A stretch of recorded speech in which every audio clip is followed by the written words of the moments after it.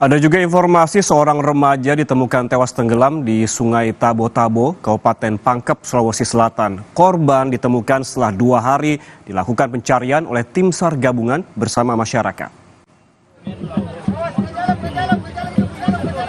Korban yang dilaporkan tewas tenggelam di Sungai Tabo-Tabo, Kabupaten Pangkep, Sulawesi Selatan, merupakan seorang remaja berusia 13 tahun. Korban ditemukan dalam kondisi meninggal dunia setelah dilakukan pencarian selama 2 hari.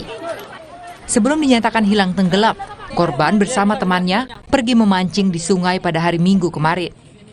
Namun karena kail pancingnya tersangkut, korban berenang dan menyelam ke dalam sungai untuk melepaskan kail pancing.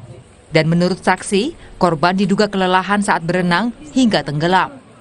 Atas kejadian ini, rekan korban kemudian melaporkan ke warga sekitar untuk diteruskan ke tim SAR.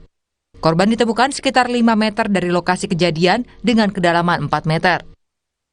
Korban pergi memancing bersama temannya pada jam 13.30. Saat korban berenang menyeberangi sungai untuk melihat pancingannya, korban kelelahan dan tenggelam.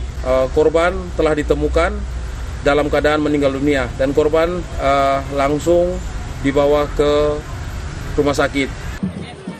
Jenazah korban kemudian langsung dievakuasi ke rumah duka untuk disemayamkan oleh keluarga. Tim Liputan Kompas TV, Pangkep, Sulawesi Selatan.